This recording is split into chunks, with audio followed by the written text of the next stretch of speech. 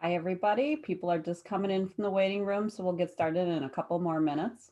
Make some announcements before we begin.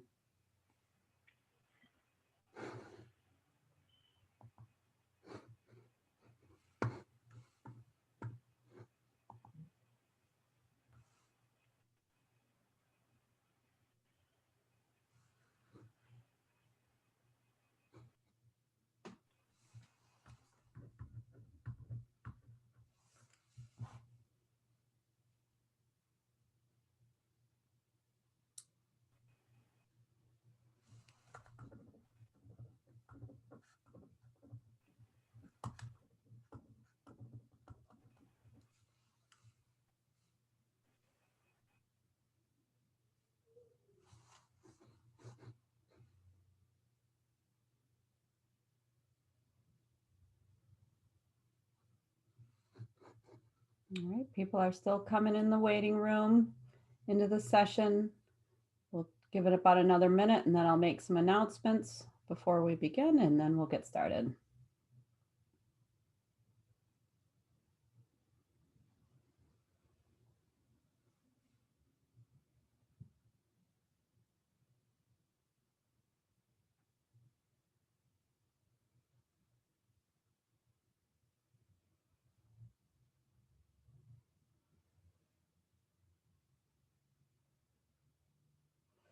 All right, it's 1:15. Welcome, everybody. So first off, I want to introduce our interpreter for this session, Julio Garcia. Hi, everyone. There is going to be a Spanish interpretation for this meeting, so that's going to start soon after I finish my message, just for everybody to know, even those who don't speak Spanish. You may have at the bottom of your screen to select between Spanish or English. Okay, if you don't select anything, probably you're not going to hear anything. Okay, so just be aware at the bottom of your screen, there might be the option to select between Spanish or English. And I'm going to say this message in Spanish so everybody can join the Spanish room. Hola, buenas tardes a todos. Para seleccionar la opción en español, dentro de poco, en cuanto yo termine de hablar, abajo donde están las opciones de participantes, chat, aparecerá un globo terráqueo, una bola del mundo. Entonces pinchen sobre esa bola del mundo y está la opción de seleccionar español. Una vez que seleccionen el español, me escucharán a mí hablar sobre la persona que está presentando. Ok, así que estén atentos, el que quiera escuchar en español, a seleccionar abajo en la bola del mundo la opción de español. Ok, thanks everybody. All right, thank you. If you run into any technical difficulties with the chat interpretation, please go ahead and put that in the chat and we can assist you there. There's also closed captioning that you can choose from if you'd like. And that is down on the bottom of your screen as well. There's a CC closed caption button that you can click and that'll enable the closed caption. Oops. All right, so, and then the little globe button should have come up on the bottom of your screen if you need to press English or Spanish based on your preference. Another announcement is that those of you who are seeking continuing education credits, units, the link for that is in the chat box right now. Jessica just dropped that in there and she will do that again at the end of the session. So we have 73 people in the room. Awesome. So that's a big session. So what we're going to do is ask for you to put any questions or comments in the chat and we will stop on occasion and take a look at that to make sure that we are, answering your questions and responding to what you want to tell us. All right, so then I just need to share my screen and then I'm going to introduce my well, first let me introduce my co-presenters because then you can actually see them a little bit better. So with me, this session is called Moms with a Vision on a Mission. And it's about creating, being creative with employment and customizing employment. And that's really important right now, especially as, people are going back to work after the COVID pandemic or, trying to customize something that's going to work for them right now. So I have with me Deb and her son, Adam Notstad. Deb, can you say a few words to introduce yourself? Hi, everyone. Thanks for coming to listen to us today. And Adam and I are really hoping that you are able to take some tidbits home and be able to put some things in place for yourselves. Awesome. Thanks, Deb. And then we also have Angie and her son, Tyler, Angie Fech and Tyler Fech.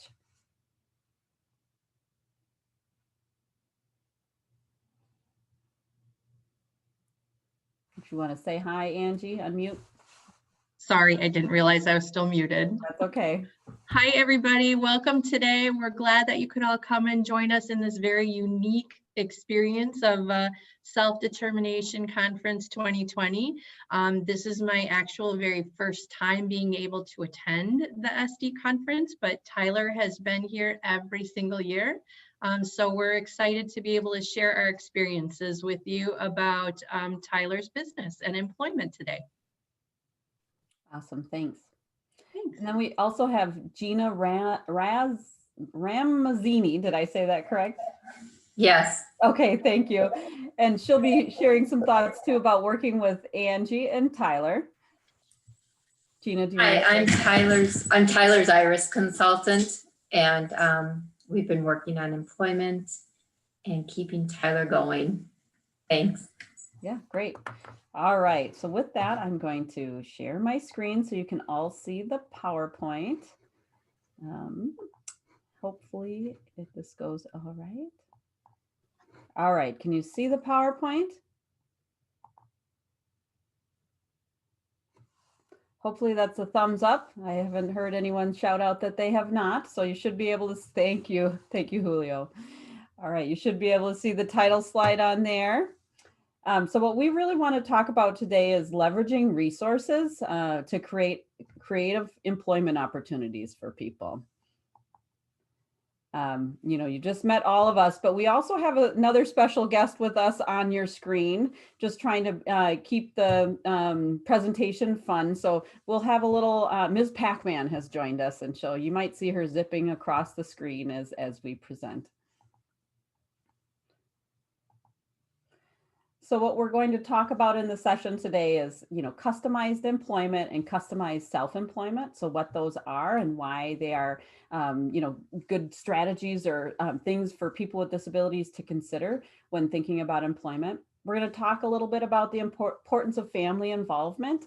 And then we're going to learn about Tyler and Adam's employment journeys and the strategies that Angie and Deb used with them along the way to, you know, come up with some really creative employment outcomes with them. Uh-oh.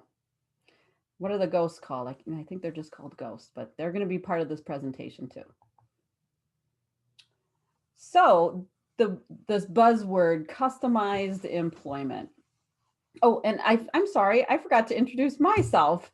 I'm going to back up and do that real quick. So my name is Shannon Webb, and I have been working on employment for people with disabilities for more than 25 years. I was a service provider, and now I work on a lot of employment projects. So trying to work with our support systems that support people to achieve employment outcomes and making sure that they're being responsive and creative when supporting people to achieve their employment goals. And so I do a lot of my work with the Wisconsin Board for People with Developmental Disabilities. And so many of you have maybe seen me at the self-determination conferences or at the Employment First conference. If you come to those, I generally have a presentation or two about employment at those conferences. So, all right, so backing up to where we are, going back to where we need to be in the presentation. So customized employment, it's kind of a buzzword, but it's been around actually in the employment for people with disabilities field for probably about 20 years, maybe almost 30 years. And what it is it's an approach that relies on individualization and negotiation with an employer to find the right fit. So it's not about helping people find jobs that are available, like with help wanted signs or job postings.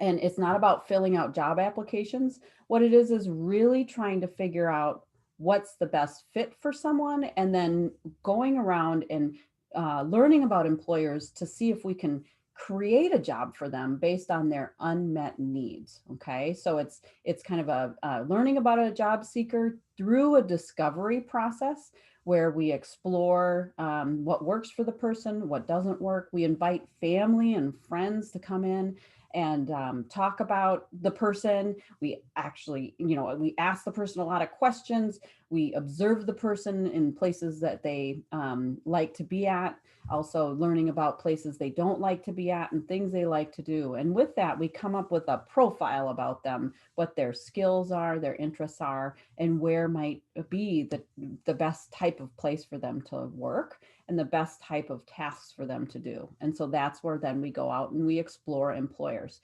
And so again, it's not about advertised jobs. It's not about finding help wanted signs or filling out applications, but it's about creating relationships with employers and community members as a whole to find opportunities and create a job for somebody.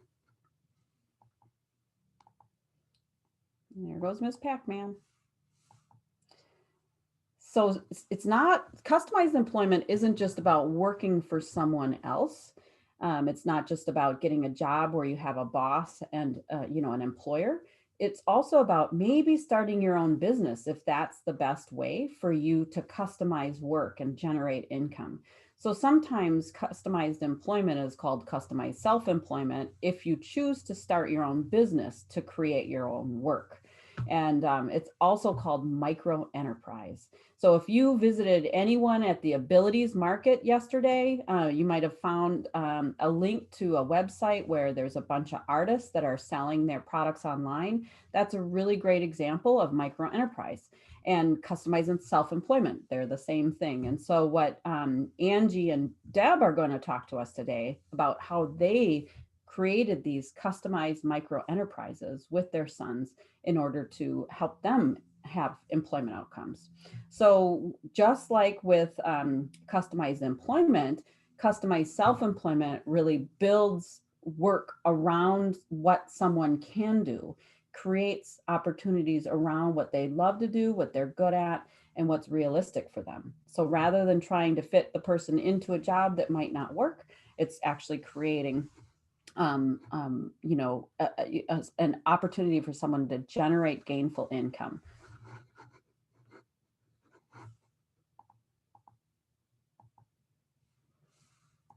So with both customized employment and customized self-employment, family is so important. Having a team of people, family members, having a champion, having other service providers involved as part of a team with the family is really important. And family involvement has actually been seen as a best practice. And because if there's a family involved, usually they have high expectations. They keep the process person-centered, and they really, they push services to achieve a little bit more than maybe they would have on their own. Uh-oh, do you think she's going to get the ghost?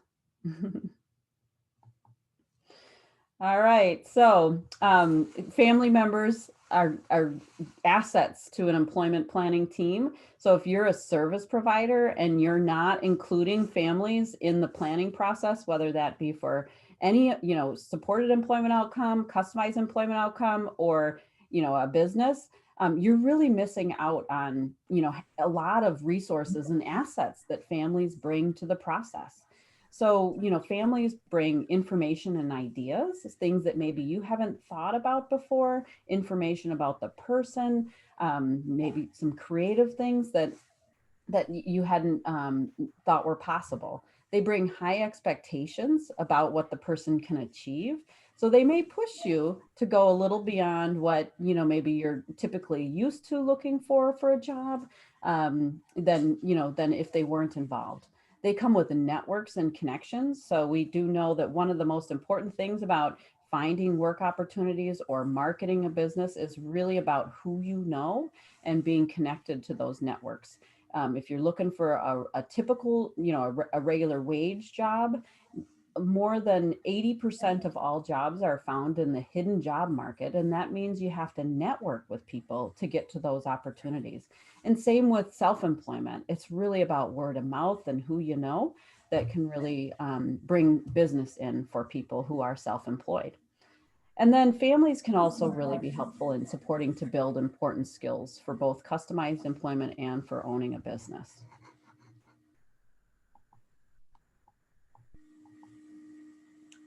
All right, so I mentioned teams, service providers, job seekers, and family members coming together to create a team. And there's the saying that together everyone achieves more. And that is so absolutely true when it comes to employment, and even more true when it comes to self-employment. Because no one service or program or person can do everything for someone. When it comes to employment, there's a lot of different resources at play, different service providers, there's transportation, and all of those things need to come together in just the right way for someone when they get a job or when they start a business. So it's really important that we all sit around the table and iron out what's going to work, create plans together, because that really saves time for all of us. If we have good communication and we're planning proactively, and we're this terminology here, braiding funding, meaning like if you have IRIS or family care, they're sitting with your service providers or your division of vocational rehabilitation person and figuring out how the services come together so that you can get the job you want or start the business you want. And then we also know that when teams work together, people are happier. You know, you as a job seeker and as a family member are going to be happier with the result than if you didn't make those people work together on your behalf in a team, because you may not get to the outcome you wanted if you're not joining them and asking them to be a team with you.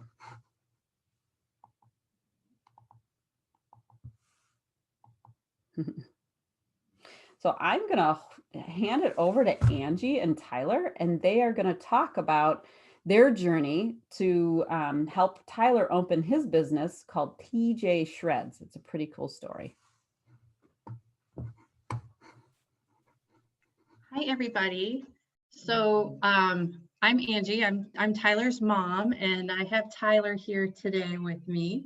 And as you can see, his that's his picture. That's on the front page of a PowerPoint that we did about his business when we were going and presenting to DVR, actually asking them to help us start the business, help us fund the business. So that picture actually was the first day of, or I'm sorry, it was the last day of Tyler's job experiences. And he was at several different locations, and this was the Bureau of Land Management. He arrived there before his job coach with his dad, and they directed him to a desk, and Tyler went and he sat down and he just started picking up the papers and started shredding. He sat next to the shredder, and Kevin happened to, Tyler looked up and he had that huge smile on his face. And when we saw that smile in that picture, and when Kevin saw that smile that day, we knew that we had to find some opportunity for Tyler that dealt with shredding. Tyler, in addition to having Down syndrome, he also has autism and he is nonverbal, but that does not limit his opportunities, and it does not limit the possibilities of what he's able to achieve. So we didn't want to limit that, and we feel that actually the shredding, for some people, it may not be well received sensory wise. For Tyler, it actually motivated him. So we looked further, we looked around, we tried to job carve to be able to, we worked with our IRIS consultant, we worked with DVR and a job coach, a supported employment agency job coach, to be able to identify companies that would be able to just have an opening or a position where Tyler would be able to shred. Shredding is a very unique niche. as most of you kind of can see or, you know, kind of think. And it was challenging to be able to find an employer that would be able to hire Tyler to come in and just do shredding. So when we hit a couple of those bumps, we ended up talking about it and talking to Tyler and deciding, and we kind of came up with, well, that if we couldn't find an employer that was able to hire Tyler to do what he loves, then we would be able to have Tyler create his own business so that then he would be able to do what he loves. And TJ Shreds was born. It has been, we actually are still at kind of the beginning stages of the business itself. We were ready to actually start at the beginning of COVID, and we have been networking, but Tyler's actual business is not formally in place today. But we've done some kind of like some side jobs for people. We have done, Tyler has donated his time just to be able to keep the experience and the talent going. But his actual business has not been formally started as of yet. So do we want to go to the next slide, or can I do it? Thank you.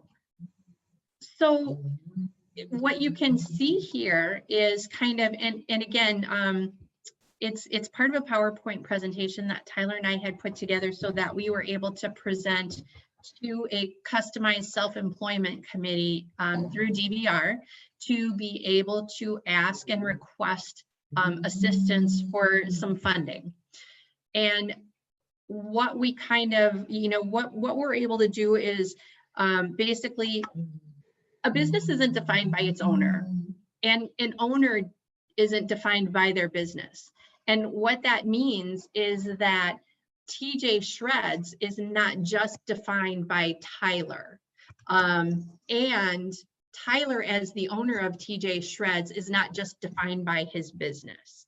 It's defined by who he is as a person, by the quality of service that he is able to offer. You know, as humans, we're all equal, even though we have different abilities and we have differing talents. We were all born on an equal level. Some of us have, you know, different challenges. We all have our own challenges. We all have our own limits. But if we don't let the limits define us, our limits actually can turn into limitless instead of limiting. I hope that makes sense. So as we were going through and as we were working with job coaches, Tyler was able to expand on his skills. As you can see here, he's actually doing some stuffing of mailers for some people, in addition to the shredding. And he was able to do that with the help and with the guidance of a job coach. It started with repetition, and Tyler thrives on repetition. So we were able to do that, and we were able to add that as part of the business of TJ Shreds, even though the majority of TJ Shreds is really based on Tyler providing shredding services. Secure document destruction is the official terminology. Should we go to the next slide?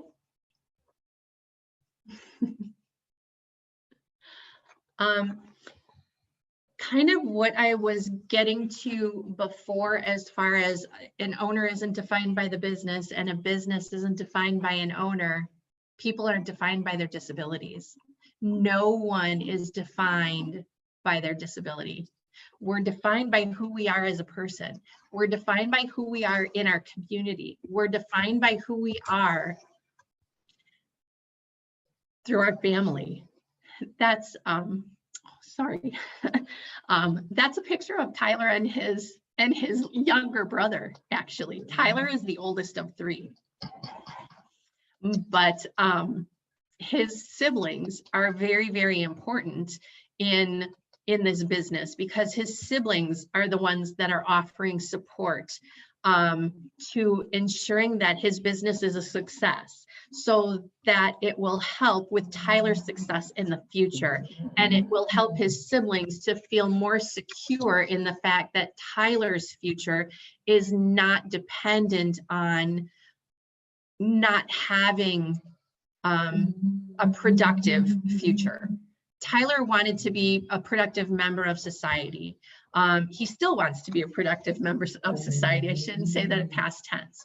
And Tyler, by owning this business and by starting this business, Tyler is a productive member of his community. He is active in his community. He's well known in his community. In some parts of our community, Tyler is more well known than the rest of his family. Tyler walks in the 4th of July parade every year with his dad in our community in Cudahy, Wisconsin. And when Tyler's walking down the street in a parade, you hear, even though I may be walking with him or his dad may be walking with him, people are yelling, "Hey, Tyler," and waving to Tyler. And he will turn around and he'll wave back. He acknowledges them and he waves back. Or he goes and in the past, he's been able to give people high fives or shake hands. His legislators know Tyler by name. And they will come up and they will say hello on the local level and on the state level. And actually, on the federal level, they don't necessarily know him by name per se, where they'd walk down the street to see him, but Tyler has met with them. They're familiar with Tyler. And because of those legislators, we've been able to raise awareness of employment in the community, and how important it is to have employment opportunities for individuals with differing abilities in everyone's communities. Because not only does it provide a financial piece to be able to survive on, it provides dignity. It provides somebody to feel good about themselves. It provides someone the opportunity to be able to want to get up in the morning because you are able to do something that you love, that you enjoy, and that you appreciate being able to serve others instead of having others constantly serve you. So the one thing that is really important in this whole piece is that we need to have expectations. We all need to have expectations, whether you are an individual with differing abilities or whether you are a loved one that has a family member with differing abilities. If you're a person with differing abilities, you need to have expectations for yourself, because if you don't have expectations for yourself, no one else is going to have those expectations for you. Loved ones of individuals with differing abilities also need to have expectations, because yes, right, Tyler, we need to have expectations. That's right. Expectations are very, very important to be able to provide someone with a reason, with the why. So yeah, so sorry, I kind of rambled there and I apologize for you guys. But just so that you really, we are all human, and we all, it's not just about equal opportunity. It's about individuals being able to have equity in their community. Having equity is a little bit different than equal opportunity. Equity means that you are able to access a fair share, that you are able to, having equity is about providing dignity for somebody. Equal opportunity is a little different. And I know we're not here to talk about all of that today. So I think that you do want to go to the next slide. Yeah, I think that's it, I think. Okay. For Tyler's question, but there was a question specifically about, does Tyler have an email or a website? right now for contacting him? Yes, so Tyler we are in the process of putting together a website for TJ Shreds. And that is, we do anticipate that that website should be together by the end of this year. I am working on that right now, and we are working on, Tyler does not have his own email. However, if somebody would like to communicate with Tyler, I can definitely provide my email, and we can have that in. Shannon, I can. Yeah, but that's the end of the email. slides. I believe I put those in there, but Yeah. if not, we can drop it in the chat. You know, if you wanted to drop your email in the chat, that we could do that too. So Yeah. another question was about working with DVR, and I'll start by answering it, but then I want to turn it over to you, Angie, just to talk a little bit about that process. Someone was asking if customized self-employment is an option through DVR, and I just I answered in the chat, but I just want to, you know, verbally answer too.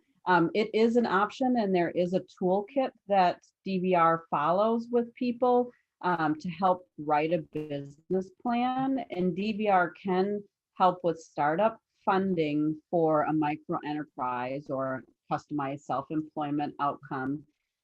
You don't have to go through DVR though. You can certainly start your own business on your own.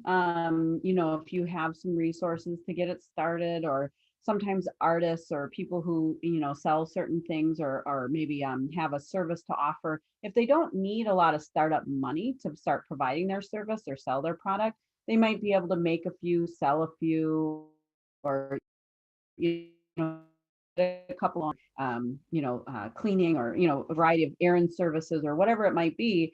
And then they just take and kind of grow their business with the money that they generate. So that's an option, because DVR is a little bit, I don't want to say difficult to work with, but it is a process, right? Angie, do you just want to touch on that it is quite a lengthy process to go through? Yes, so so DVR, you know, is one, and keep in mind, DVR is a funding source. Mhm. It is not there to do the work for you.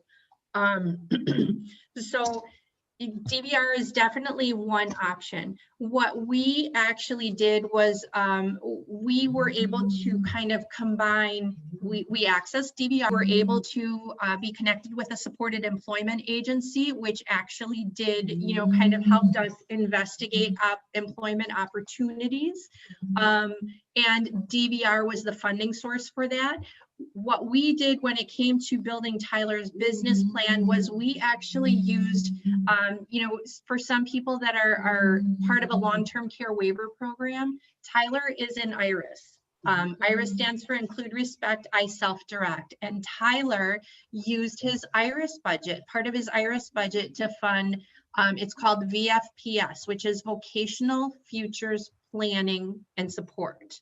And Tyler used his IRIS consultant agency as Connections, and his IRIS consultant, Gina, helped us work through so that then we could dedicate a portion of Tyler's IRIS budget to be able to then pay for or fund resources in working with In Control Wisconsin and Employment Resources Inc., ERI. So that is also another option. If you are part of a long-term care waiver program, you can find out if there is funding available in your plan that you could use to fund vocational futures planning and support. Yeah, and Gina, do you want to talk to that just a little bit? Yes, the funding from IRIS has, you know, opened the doors for Tyler for a lot of options. He's currently, well, before COVID, he was working with a job coach at American Family, and that was allowing him to get job experience with shredding and other office duties. And yeah, he's worked with DVR, and especially with you, Shannon, he's worked with to help build his business.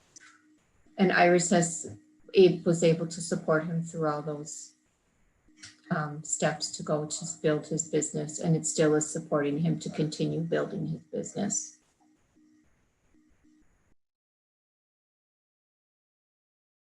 Yeah, so if you have questions about that, you can certainly talk to your IRIS consultant. Vocational Futures Planning and Supports is also an option, in family care, although it depends on the managed care organization that you're using. But, this kind of business plan support or micro enterprise support to plan out what a business might look like, or to, write a business plan. If DVR is not available or not the right choice for you, you can use even supported employment services, right, through your plan, and find out if there's, a service provider in your area that can work with you on micro enterprise development. So, and, again, we all have our contact emails at the end of the presentation in a slide, and the slides are available on the Self-Determination Conference website. So you can download that, this presentation, and get our emails. And I think they're all listed in the program as well. So if you have any questions and need some help to connect, I'm sure, you reach out to any of us and we'll help you figure that out. So, all right. So thank you, Angie and Gina and Tyler. I'm going to move on to Deb now.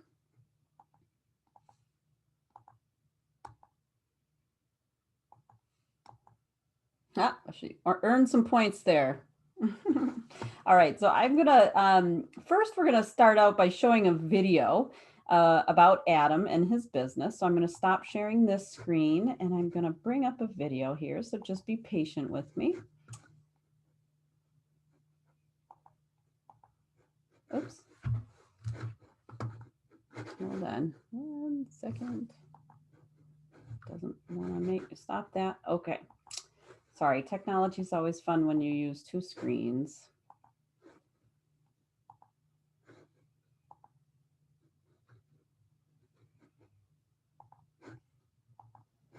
All righty. You should all be able to see it now, right?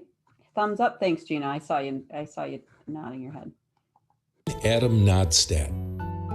I run a company called Adam Can Recycling. I help businesses in our community with their recycling needs and keep valuable aluminum from ending up in a landfill. How do I do it? I crush cans. Adam Can Recycling began with this team of professionals who wanted to create a job that took advantage of my skills. Well, Adam's real good at pushing a button. He enjoys the interaction with the people around him. And he loves loud noises. Actually, Adam is louder than the machine is. I see Adam as a young entrepreneur who is just excited to get started in the work world. Adam Can Recycling is just about perfect for me.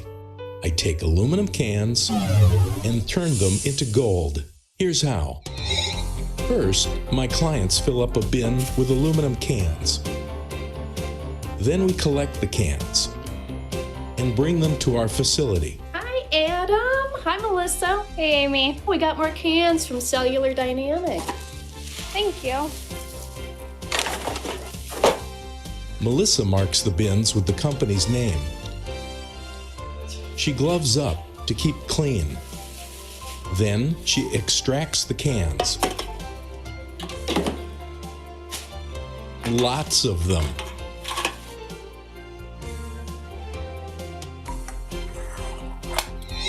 Next, meet the Little Squeeze, a hydraulic-powered can crusher with 4 tons of crushing power. She fills it with cans, 40 in all.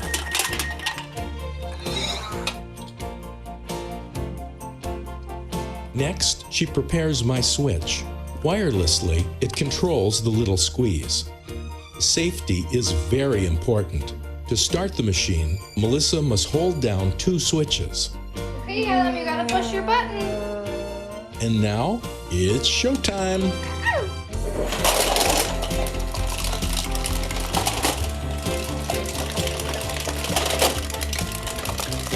That's music to my ears.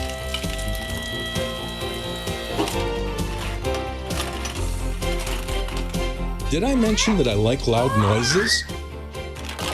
Out come the cans, much smaller.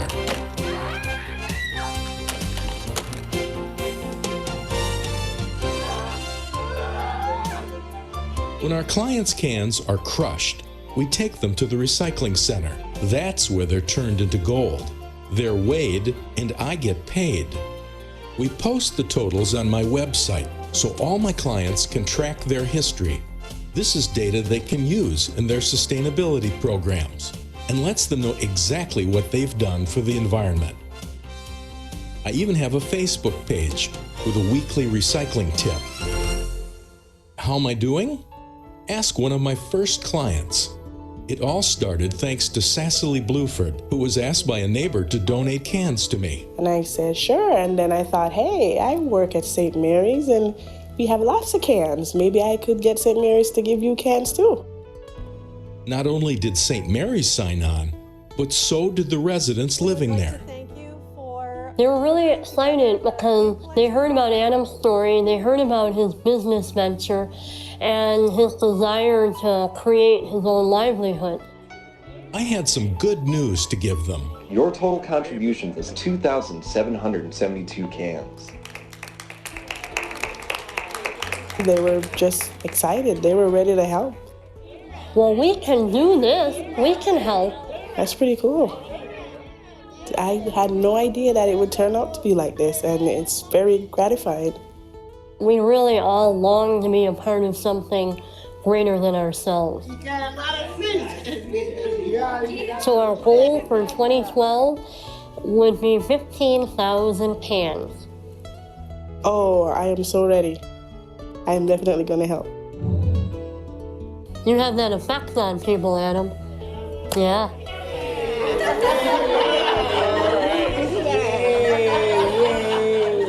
He's had a really good year.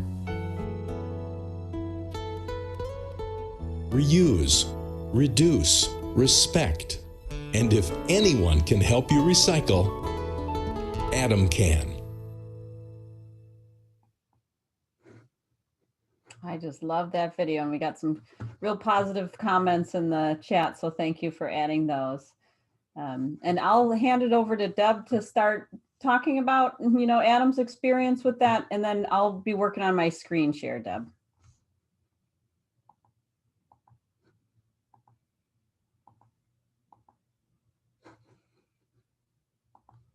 Oh, I'm going to ask you to unmute.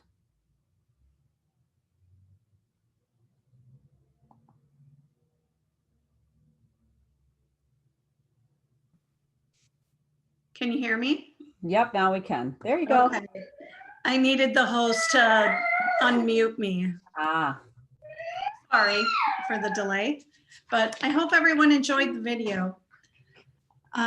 So I'll introduce myself. Deb Notstad. I work for a biotech company in Madison. We live in Stoughton, and my background is in quality assurance. So similar to Tyler's family, we focused on Adam's abilities and mitigated the limitations with devices. The other person that's in this picture is my daughter, Jenny, and she has also been very helpful. It was actually Jenny that introduced Cecily Buford to Adam Can Recycling and helped us get set up at St. Mary's Care Center. I think I'm ready for the next slide. So working through how do we start to figure out what can Adam do? What would be the best approach for starting this business? Because we know with Adam's limitations, he's not going to be able to sustain employment in a traditional manner. So we started by using a quality system tool. So plan, do, check, act. So in the next slide, I'll show you what we used for the plan. So in terms of planning, I turned IEP meetings into planning sessions for, hey, how can we achieve the goals that we want to achieve for Adam? So the first thing that we did was we pulled together our friends and family and just people within our community, and we did what's called the PATH plan, Planning Alternatives, Tomorrows with Hope. And with this tool, we came up with 3 different ideas for a potential employment opportunity for Adam. So the first one was can crushing. The second one was being able to produce music. He loves playing the keyboard, and using GarageBand to edit it and make it into something people may enjoy. And then the third idea was to, he loves anything tactile. So he enjoys ceramics and playing with clay. So that was our third idea. So in the next slide, you will see an example of the PATH plan that was created from this meeting. So it looks like a whole bunch of cartoons in this picture, but from this planning session, we were able to come up with true goals and objectives and timelines. We put this together when Adam was a sophomore in high school. And by the time he was a senior, we knew what we wanted to do. And we had a plan, thanks to a customized employment session that we had attended, how to bring that dream into reality. So in the next slide, you will see how what is the do? So the do is we did feasibility testing. Through the IEP meeting, we had a person involved who was associated with Stoughton's robotics team. So the 2 guys in these photos on the top, Rob and Jeff, were engineers, and they were the leaders for the team of students, so middle schoolers and high schoolers, whose mission at the time was to do something for the environment.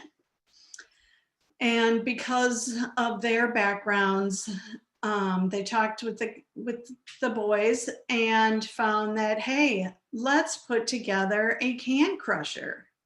So this was our feasibility testing and designing. What does this process look like? How are we gonna be able to put some tools in place so Adam can accomplish his recycling mission? So the can crusher that they had put together provided us the information, hey, this is actually going to work. Adam loves hitting that button. They used an LED button, so every time he pushed it, it would light up and show Big Bird. He loves Big Bird. And then the sound of the cans crushing, he absolutely enjoyed. So because this device was put together without the proper safety tools, it was my job to go back and do some research. Hey, are there can crushers out there that we can adapt? So in the bottom picture, you see the can crusher that we ended up purchasing. And this business was put together 8 years ago. So it was before we were under an IRIS plan. The tools that we used, DVR was piloting custom employment at the time. And so we were able to get some funding to have this piece of equipment shipped to us. Some of the guys that I work with in our facilities department was able to put it together, and we designed a satellite location at the high school where we could test out the process and get things started. So, success. The next thing that we needed to do was find out where in the community are we going to be able to have this business. Well, through my daughter and other connections, we found some space at a community center in town, and he was able to set up at the Matt Community Center in Stoughton. So in the next slide here, just keep it there, Shannon. We needed to figure out how do we know that what we're doing is working? So there's the check piece of our diagram plan, do, check. And we found, so we kept the metrics. We found out that 33 cans equals a pound. So we were able to identify how many cans and the weight, and then also what we were getting per pound, and is this feasible? Can we maintain our this employment adventure? So the ladies in the photo here, I will tell you, we have a transition teacher from the high school. We actually have two of them identified there. Adam's counselor through Family Support and Resource Center. The woman standing next to me worked for PCS, Progressive Community Services. And they helped us with the customized employment piece. And we followed actually the book that Shannon had written. And then the woman sitting at the bottom was Adam's speech therapist when he was really young, and we had maintained a relationship. And she worked for, and still works for, a business that creates assistive technology devices for people. And so we were able to come up with a way for Adam to communicate with his customers or his clients as well. So in the next slide,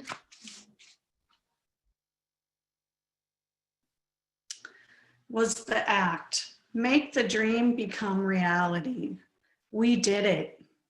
We were able, through the school, through this method of plan, do, check, act, to come up with a business. We selected a support agency that has supported Adam for the last 8 years. And he, up until pre-COVID, had over 50 clients that he was picking up cans from. And we were providing totals back. So what do we do next? Hey, it worked. Next slide, please.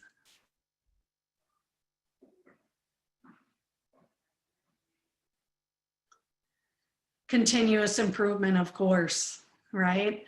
How do you keep a business going if you can't continue to make it alive and keep it in the minds of people in the community? Adam also is we belong to the Chamber of Commerce in Stoughton. Adam is an ambassador. So we're able to connect with businesses, new businesses coming into town through that venue. We're also involved with trade shows and things like that, so we can continue to advertise and make it known. I don't know if you noticed the shirt that I'm wearing and the shirt that Adam had on at the introduction. That is the Adam Can logo. And all of the people supporting Adam, we provided these t-shirts because, of course, we're working as a team, right? So continuous improvement through the people working with Adam, people in the community. The photos here are going to businesses to collect. Adam communicates through his iPad, recycling tips and thank yous for the cans that he's collecting. There are special permissions that he needs to be able to have to get into some businesses, into schools. There's a couple of businesses that we needed a remote control for to gain access to their site so we could get the cans. We've been involved with youth groups and legislator visits, lots of stories. And the business, Natus Neurology, that you see in the bottom right-hand corner of the screen, one of the engineers that helped us with feasibility testing worked for Natus Neurology. And 2 years after we had started Adam Can Recycling, he was surprised to see that we actually made it. We made this business happen. And they are actually our #1 client at this point. Their management provides free soda and water in cans, and Adam collects from them every 2 weeks. Right now it's monthly because most people are working remotely, but that is how we made this dream become reality, and you can too. It is not hard, and working with the team, not one person is weighted down with any specific task. So it's been a really good community involvement effort.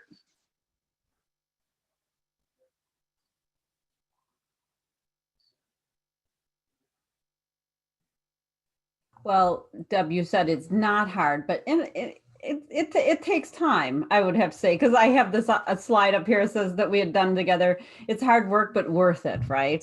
So if, this is really for you and Angie to just impart some words of wisdom, before, as we wrap up here. Anything to say about, I mean, a lot of this you said, find the right people, be creative, think outside the box. Anything to add?